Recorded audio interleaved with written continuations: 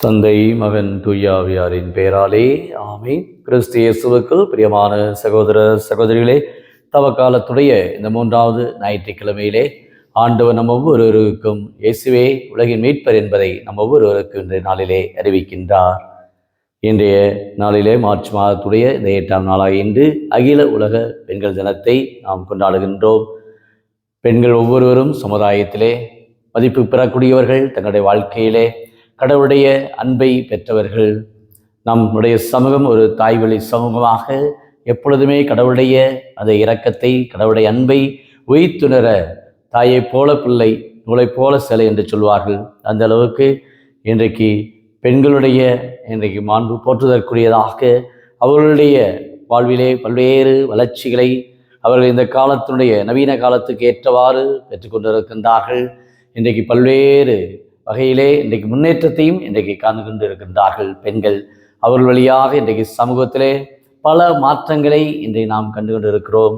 ஆண்டவர் இன்றைய நாளிலே நம்ம ஒவ்வொருவருக்கும் அருமையான இந்த தவக்காலத்துடைய இந்த 3ஆம் வாரத்திலே நாம் அனைவருமே வாழ்வு, நம்பிக்கை, வெளிப்பாடு, இயேசுவே நம்முடைய மீட்பர் என்பதை நாம் பிறருக்கு அறிவிக்க நாம் கடமைப்பட்டிருக்கின்றோம். ஆகவே இந்த தவக்காலத்தில் 2 வாரம் முடிந்து 3ஆம் வாரத்தை நாம் இன்று ஆரம்பிக்கின்றோம். முதல் வாசகத்திலே நாம் பார்க்கிறோம், அந்த மோயிசினுடைய ஒரு புலம்பல். இந்த மக்களை நான் என்ன செய்வேன், இவர்களை இந்த மக்களோடு நான் என்ன செய்வேன், இன்னும் கொஞ்சம் போனால் என்மேல் கல்லெறிவார்களே என்று புலம்புகின்றார். காரணம், எகிப்திலேயே எங்களை நீ விட்டு வைத்திருக்கலாம், இங்கு கொண்டு வந்து எங்களுக்கு தண்ணீர் இல்லை, எங்களுக்கு உணவு இல்லை, எங்களுக்கு பசியாக இருக்கிறது என்று பல குறைபாடுகளை மோயிசின் மீது வைக்கின்றார்கள். இயேசு நமக்கு இன்றைய நாளிலே அருமையான இந்த சிந்தனை வழியாக நாம் அனைவருமே ஆண்டவருடைய வார்த்தைக்கு ஒரு தாகமுள்ளவர்களாக நாம் இருக்க வேண்டும் என்ற ஒரு ஆன்மீக தாகத்தையும் ஆண்டவர் இன்று நமக்கு இன்றைய இறைவார்த்தை வழியாக பேசுகின்றார். வெறும் உடல் தாகம் மட்டுமல்ல, மாறாக நம்முடைய உள்ள தாகம், இயேசு மீது கொண்டிருக்கக்கூடிய அந்த பரிவு, இயேசு மீது கொண்டிருக்கக்கூடிய அந்த தாகத்தினால் கலைமான்கள் நீரோடையை ஆர்வமாய் நாடுவது போல இறைவா என் நெஞ்சம் உம்மையே நாடுகிறது என்று சொல்லக்கூடிய அளவுக்கு இயேசுடைய இந்த தாகத்திலே நாம் பங்கெடுக்க நான் தாகமாய் இருக்கிறேன் என்று இயேசு சிலுவையிலே கூறினார். அந்த அளவுக்கு இயேசு தாகத்தோடு இந்த சமூகத்துடைய மாற்றத்திற்காக, சமூக விடுதலைக்காக, ஒவ்வொருடைய வாழ்வும் கடவுளுக்கு ஏற்ற வகையில் அமைவதற்கு, வாழ்வு எப்பொழுதும் கடவுளுடைய நம்பிக்கைக்குரியவர்களாக நாம் இருக்க வேண்டும் என்றும் ஆண்டவர் நம்மிடத்தில் விரும்புகின்றார். இதைத்தான் இன்றைய நற்செய்தியிலே நாம் பார்க்கிறோம். சமாரிய பெண் இயேசுவோடு உரையாடுகின்றார், இயேசுவோடு பேசுகின்றார். ஆக யூத சமூகத்திலே பெண் என்றாலே ஏற்றுக்கொள்ளப்பட மாட்டார்கள். காரணம், அந்த யூத ஆண்கள் ஜெபிப்பார்களாம், கடவுளே எங்களை நீர் பெண்ணாக படைக்காததற்கு உமக்கு நன்றி என்று சொல்வார்களாம். அந்த அளவுக்கு பெண் என்றாலே ஒரு இழிவாக பார்த்த அந்த சமூகத்திலே இயேசு சமாரிய பெண்ணோடு உறவு கொள்கின்றார். காரணம், சமாரி என்று சொன்னால் அது ஒரு பிற இனத்து சமூகம். சமூகத்திலே ஓரங்கட்டப்பட்ட, ஒதுக்கப்பட்ட நிலையில் இருக்கிற அந்த பெண்ணுடைய வாழ்விலே இயேசு உரையாடுகின்றார், பேசுகின்றார். பேச பேச பேச அவள் கண்டுகொள்ளுகின்றாள். சமாரி அந்த பெண்ணானவள் இயேசுவை ஒரு இறைவாக்கினராக, ஒரு மெஸ்ஸியாவாக கண்டுகொள்கின்றாள். காரணம், அவளுடைய வாழ்க்கையிலே, கடந்த கால அவள் வாழ்க்கையிலே அவளுடைய அந்த அனுபவங்களை எல்லாம் ஆண்டவர் அப்படி எடுத்து சொல்லுகின்றார். உனக்கு 5 கணவர்கள் இருந்தார்கள், இப்பொழுது உன்னோடு யாரும் இல்லை என்று அவருடைய வாழ்வை அப்படியே அவளுக்கு உணர்த்துகின்றார். தன்னையே அவள் அறிந்து கொள்கின்றாள். தன்னுடைய வாழ்க்கையில எத்தனை ஒரு தவறு செய்திருக்கிறோம், ஏன் இப்படி ஒரு புறம்பான ஒரு வாழ்க்கை நான் வாழ்ந்திருக்கிறேன் என்பதை தன்னை அவள் கண்டு கொள்கின்றாள். அதான் இந்த தவக்கால இந்த 3ஆம் வாரத்திலே நாம் அனைவருமே வாழ்வுக்கு தகுதியுள்ளவர்கள், நம்பிக்கை கொண்டிருக்க வேண்டும். அதைத்தான் 2ஆம் வாசகத்திலே ரோமியருடைய அருமையாக சொல்லுகிறார்.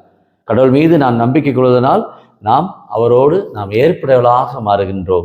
ஆக இயேசு நமக்கு விடுதலையை கொடுக்கின்றார். நாம் அனைவருமே பாவத்திலிருந்து விடுபட வேண்டும் என்று இயேசு தன்னுடைய முழுமையான அன்பை நமக்கு கொடுத்திருக்கிறார். இதைத்தான் யோவான் நற்செய்தி 3ஆம் அதிகாரம் 16வது இறைவார்த்தையிலே கடவுள் எந்த அளவுக்கு இந்த உலகத்தை அன்பு செய்கிறார் என்றால், தம் ஒரே பேரான மகனையே இந்த உலகம் கொடுக்கும் அளவுக்கு அன்பு கொண்டிருக்கின்றார். நாம் அனைவருமே மீட்பு பெற வேண்டும் என்று ஆண்டவர் இயேசு நம்மிடத்தில் விரும்புகின்றார்.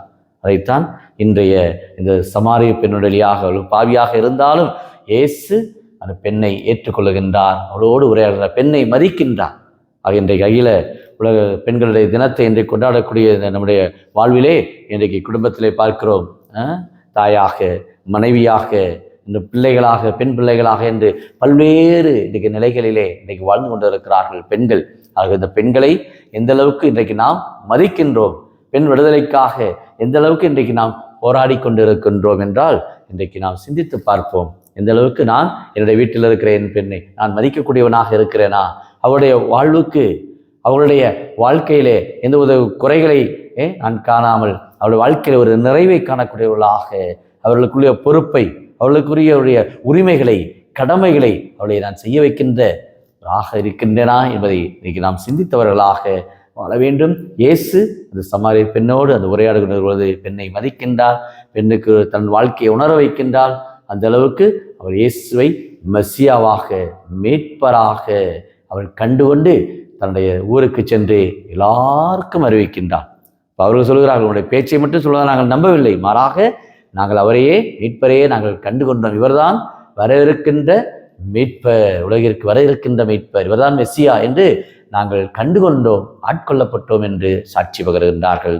இயேசுவில் பிரியமான சகோதர சகோதரிகளே, தவக்காலத்துடைய இந்த 3ஆம் வாரத்தை தொடங்கி இருக்கிற நமக்கு நாம் நம்மையே அறிதல், தன்னை அறிதல் என்ற அந்த ஒரு உயர்ந்த நோக்கிலே, ஒவ்வொருவரும் உள்நோக்கிய பயணத்திலே நான் யார், என்னுடைய மனநிலை என்ன, என்னுடைய வாழ்க்கையினுடைய பாதைகள் என்ன, நான் கடவுளுக்கு எந்த அளவுக்கு நான் உண்மையோடு வாழ்ந்து கொண்டு இருக்கின்றேன் என்பதை இன்றைக்கு நாம் சிந்தித்தவர்களாக நம்முடைய வாழ்க்கையில் இருக்கின்ற பாவ நிலைகள், தீமைகள், தீய சக்திகள் அனைத்தையும் விட்டுவிட்டு இயேசுவே எனக்கு வாழ்வு, இயேசு எனக்காக மரித்தார், இயேசு எனக்காக காயப்பட்டார், இயேசு எனக்காக நொறுக்கப்பட்டார், வேதனைப்பட்டார், என் பாவத்துக்காக அவர் தன்னுடைய இரத்தத்தை விலை கொடுத்து என்னை மீட்டிருக்கிறார் என்ற அந்த நம்பிக்கையிலே நாம் இந்த 3ஆம் வாரத்திலே இயேசுவோடு நாம் இணைந்து பயணிப்போம்.